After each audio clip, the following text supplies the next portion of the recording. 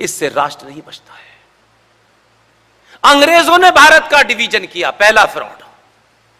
दूसरा, अपने राजनीतिक स्वार्थों के लिए कहा गया, कांग्रेस ने किया। तीसरा कोई बोलना नहीं चाहता, क्योंकि तीसरे से सबके वोट कटते हैं। इसीलिए मैंने कहा, सरकार और ये व्यवस्थाएं आदमी को पंगु बना देती हैं। भारतीय राजनीति में एक शख्स जिसका नाम डॉक्टर बी.आर. अंबेडकर है। अंबेडकर की किताब है। यह किताब का प्रचार नहीं किया गया। दुनिया के फ्रॉड का सुबह से शाम प्रचार होता है हमारे यहां, लेकिन अपने आने वाली नस्लों को तथ्यों पे, तर्कों पे, लॉजिक के साथ, फैक्ट के साथ, फिगर के साथ हमारी आने वाली जनरेशन जब बात करे पब्लिकली, तो बात उसके मुंह से निकले तो लोग कहें कि ये कैसे रंग का कपड़ा पहना है, ये महत्वपूर्ण नहीं है, लेकिन इसकी बात 100% सही है। हम ये नहीं बनाना चाहते हैं। बी.आर. अंबेडकर ने अपनी किताब पाकिस्तान और partition of India, page number 375, last पैरे में जो बात उन्होंने लिखी है, आज भी बड़े से बड़ा आदमी बोल नहीं पाता है। उन्होंने लिखा कि भारत का विभाजन मजहब के नाम पे हुआ था, और जिस मजहब के नाम पे हुआ था, उन मुसलमानों ने पाकिस्तान मांगा था। वो पाकिस्तान चले गए, लेकिन भारत की धरती पर जब तक एक भी मुसलमान है, यह पार्टीशन अधूरा है। यह हिम्मत है कहने की किसी में? क्योंकि आजकल तो हम डीएनए तलाश रहे हैं। ऐसे नहीं थे कि लोग आपके बीच में बहादुर नहीं थे। इसलिए सिर्फ यह कहें कि उन कायर नेताओं की जिम्मेदारी थी, समाज कायर और लालची था। इसलिए आपके सामने दोनों तस्वीरें थी, ऐसा नहीं था। आज भी आपके सामने दोनों तस्वीरें हैं, सिर्फ आपने तस्वीर बदली है, इतना ही किया है। और कोई चीज छुपी नहीं थी हमारे दादा परदादा पिताजी से।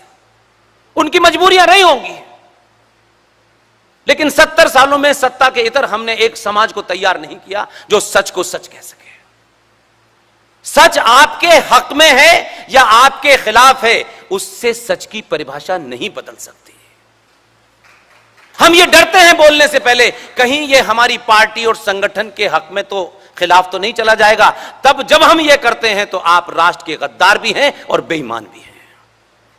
इस स्वार्थ से ऊपर निकलना पड़ेगा आप सबको। इसलिए 79 में एक प्रस्ताव आया, और प्रस्ताव क्या आया ये कोई नहीं बताएगा आपको। आपको पड़ोसी के घर में क्या हो रहा है, आप मजाक बनाइए कि वो आलू से सोना बना रहा है कोई, ये सब अच्छी बात है, ठीक है, पॉलिटिक्स में सब चलता है, लेकिन मैं पॉलिटिकल आदमी नहीं हूं। मैं पॉलिटिकल साइंस का स्टूडेंट हूं। इसलिए 79 में हमारे 90 लोगों ने यह प्रस्ताव रखा कि भारत का मुसलमान बहुत कमजोर है, बहुत पिछड़ा हुआ है, इसके लिए कुछ अलग से हमें आयोग बनाना चाहिए। आपने यह प्रस्ताव पारित करके 79 में, जब आपकी गिनती 90 थी, यह प्रस्ताव आप लाए और आपने पारित तो किया नहीं, लेकिन प्रस्ताव तो आपका था। 1993 में नरसिम्हा राव की सरकार ने उसी प्रस्ताव को निकाला, उस पे से धूल हटाई, और इस देश में भारत के संविधान को रौंदते हुए, उसी प्रस्ताव की बैकग्राउंड में, उसी के परिप्रेक्ष्य में उन्होंने देश में पहली बार संविधान को धूल बताते हुए नेशनल कमीशन फॉर माइनॉरिटीज बनाया। और हम चुप रहे, क्योंकि प्रस्ताव तो हम ही लाए थे। कैसे बताएंगे हमारे लोगों को? हमारे लोगों को बताएंगे तो भड़क जाएंगे, फिर वोट कैसे मिलेगा? यह प्रस्ताव हमारा था, लागू उन्होंने किया, और जब लागू किया तब बोलती बंद हो गई कि बताएं कैसे। इसलिए एक नहीं, कई जघन्य अपराध इस बीच में हुए हैं। अगर विरोध सच्चाई पे किसी बड़े एजेंडे के लिए है, तो इस हॉल में एक आदमी भी खड़ा हो जाएगा और अपनी बात को जोर से रखेगा। मैं कितना भी सच बोल रहा हूं, अगर उसकी बात सच होगी, सब उसको सुनने लगेंगे। सिर्फ एक को खड़ा होना है, भीड़ को खड़ा नहीं होना, लेकिन वो एक इसलिए नहीं खड़ा हो रहा है, पता नहीं 20 साल बाद कहीं टिकट मिल जाएगी और टिकट मिलने के बाद संसद में पहुंच के समाज सेवा होगी। जिनके एक मकान 2 कमरे के थे आज 12 कमरे के मकान हैं, यही समाज सेवा हो रही है।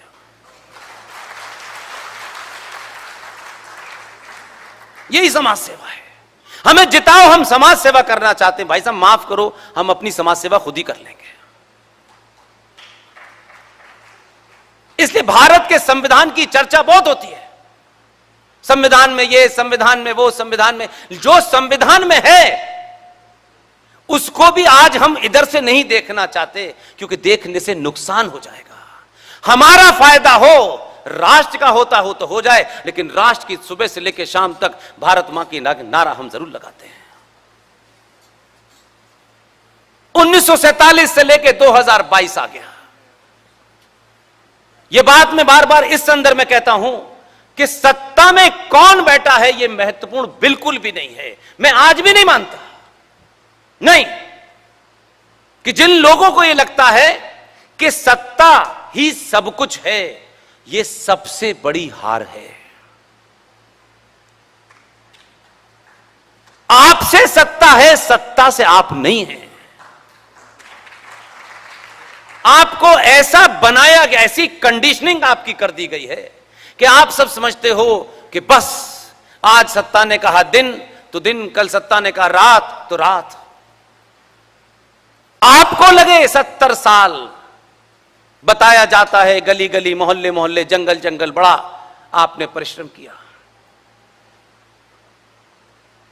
303 मेंबर ऑफ पार्लियामेंट आप 2019 में लाए, जिनके पास न जनसंख्या थी, न वोट की ताकत थी, और ना ही उन्होंने कभी यह ख्वाब देखा कि भारत की संसद में 303 आएंगे तब हम इस भारत के अंदर अपने इस्लामिक एजेंडे को लागू करेंगे।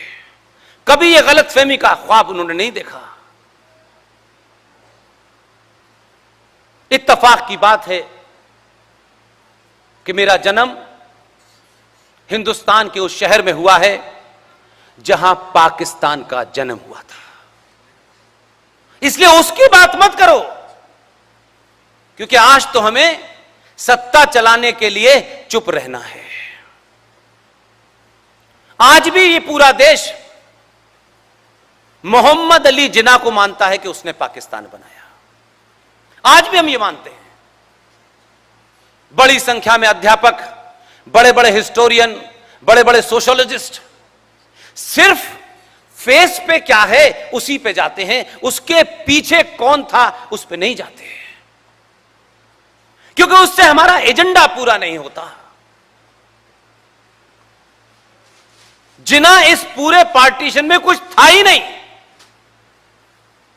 आपको बदख्याली होगी, मैं वहां पैदा हुआ जहां से निकल करके पाकिस्तान का पहला प्राइम मिनिस्टर बना लियाकत अली खां। मैं उस विश्वविद्यालय का छात्र रहा हूं, कोई कंफ्यूजन नहीं है। 29 दिसंबर 1930 को मुस्लिम लीग का अधिवेशन प्रयागराज में हुआ। मुस्लिम लीग के उस अधिवेशन को मुस्लिम लीग के अध्यक्ष कौन थे? इसलिए मैंने कहा आपको शत्रु बोध नहीं है, क्योंकि हम इतने महान हैं, हम तो किसी को शत्रु मानते ही नहीं है। कश्मीर वालों को भी बीमारी थी, बंगाल में भी थी, दिल्ली में थी, ये देश में बढ़ रही है और कुछ लोग इस बीमारी को बढ़ाए रखना चाहते हैं। शत्रु बोध का यह कतई मतलब नहीं है कि आप उसको जान से मारते हैं। शत्रु बोध होने का इतना ही मतलब है कि वो शत्रु क्या क्या हानि पहुंचा सकता है उसकी तैयारी रखें। 29 दिसंबर 1930 को मुस्लिम लीग का अधिवेशन प्रयागराज में हुआ। उसकी अध्यक्षता वो आदमी कर रहा है जिसने भारत का गीत लिखा है, सारे जहां से अच्छा हिंदुस्तान हमारा, और उस प्रस्ताव में यह पास हुआ। यह 1930 की घटना है, इलाहाबाद की घटना है। उस आदमी का नाम था मोहम्मद इकबाल, जो पाकिस्तान का सबसे बड़ा शायर है, जिसके लिए यौम वलादत का दिन वहां छुट्टी होती है, लाहौर में बहुत बड़ी उसकी कब्र है। उसने यह कहा कि भारत के वेस्टर्न बॉर्डर पर जो जो मुसलमान बहुल इलाके हैं उन्हें अलग कर देना चाहिए। वो वहां से शुरू हुई। और एक दूसरा मक्कार जिसको आज भी हमारे यहां एक झूठे प्रोपेगेंडे के तहत आगे बढ़ाया गया, और अब सरकार में है तो कुछ लोग वहां चीफ गेस्ट बनने जा रहे हैं। सरकार का आदमी नहीं जा रहा, लेकिन कुछ लोगों को जरूरत से ज्यादा अपने आप को बताना है कि हम तो आपका दिल जीतने आए, तो वहां मेहमान खुसूसी बन रहे हैं। उसी विश्वविद्यालय का फाउंडर जिसका मैं छात्र रहा हूं, जहां मैं पैदा हुआ हूं, मेरठ की उसकी स्पीच पढ़िए। उसने उस वक्त सर सैयद अहमद खां, और इनके नाम के आगे भी सर था और इकबाल के नाम के आगे भी सर था, और यह खिताब अंग्रेजों ने दिया था। पाकिस्तान बनने का आइडिया सर सैयद अहमद खां का था, लेकिन भारत में सर सैयद अहमद खां को भारत के मुसलमानों ने और उस विश्वविद्यालय में यह कहकर स्थापित कर दिया, क्योंकि हमारे यहां बिना जाने तत्कालिक शाम की चाय फिर सुबह का नाश्ता, इससे ज्यादा हमारी मांग ही नहीं है।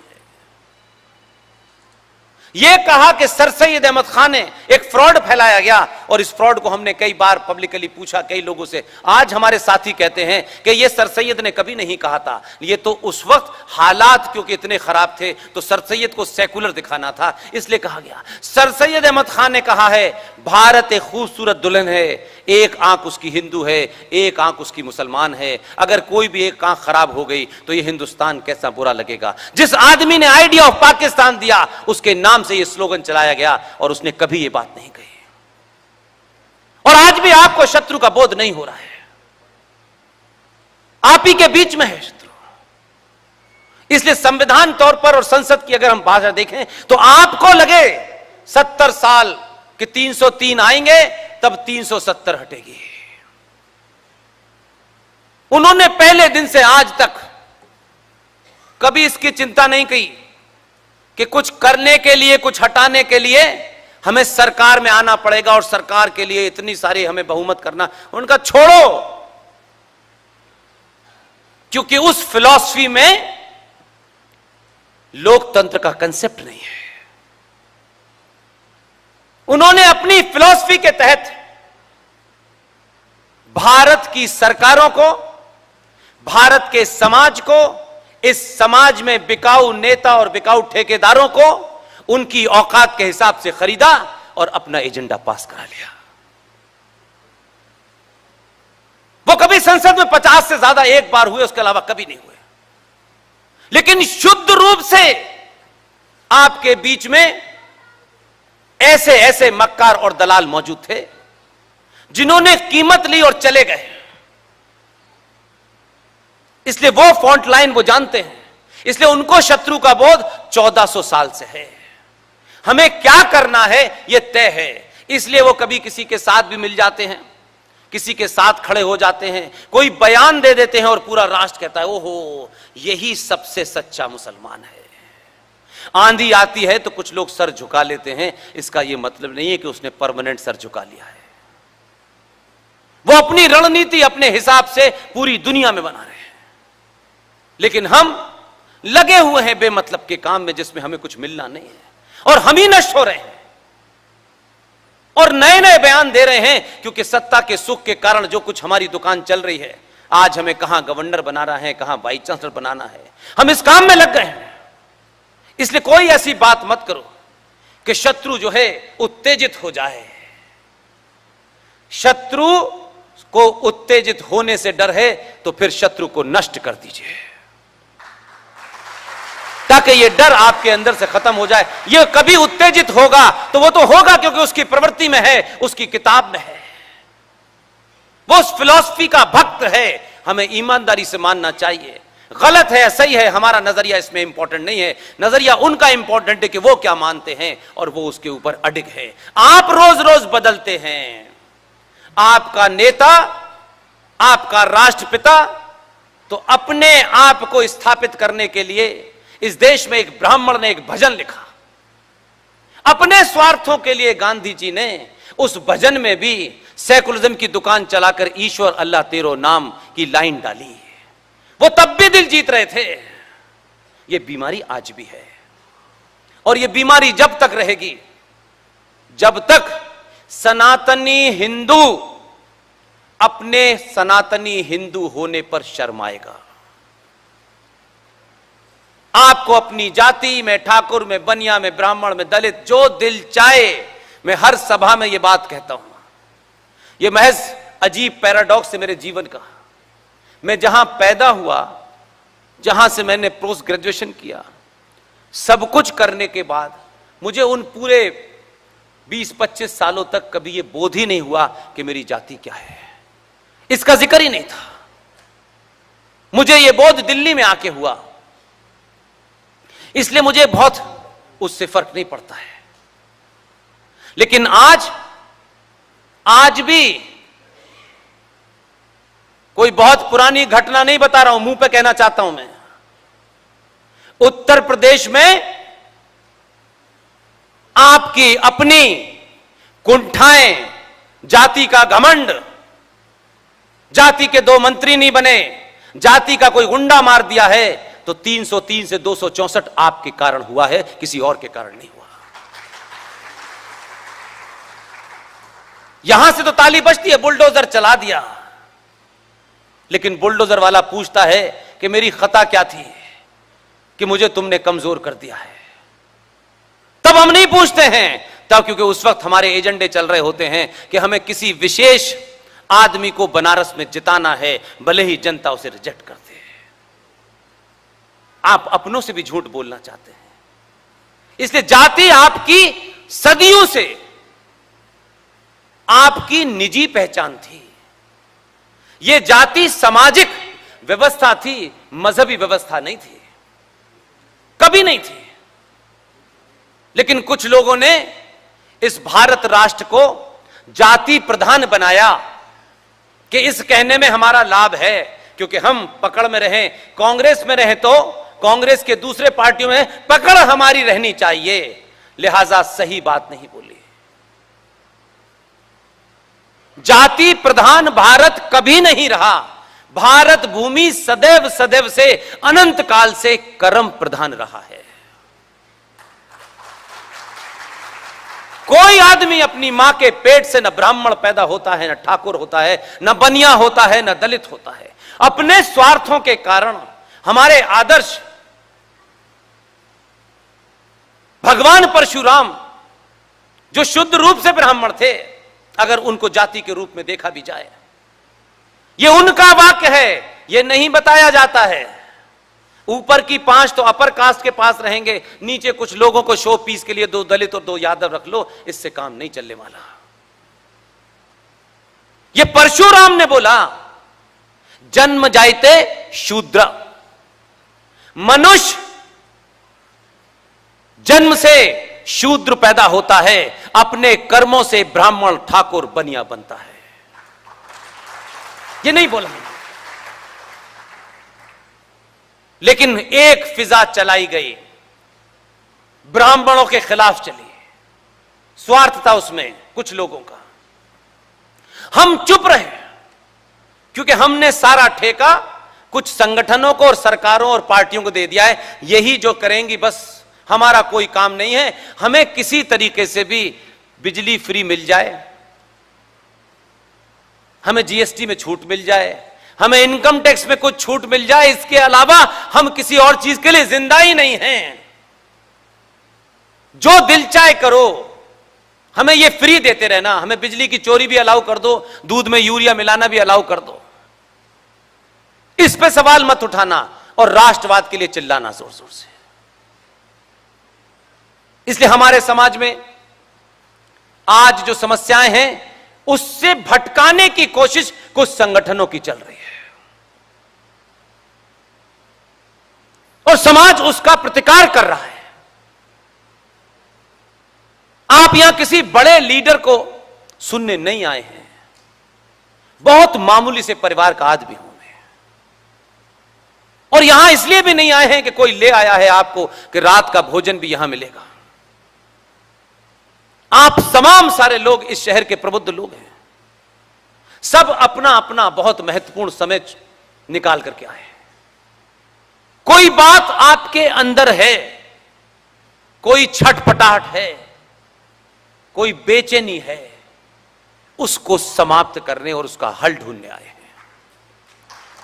और मैं कुछ हल नहीं देने वाला, एक ही रामबाण है। जिस दिन आपके मन से लालच नाम की चिड़िया निकल जाएगी, उस दिन आपसे दुनिया डरने लगेगी।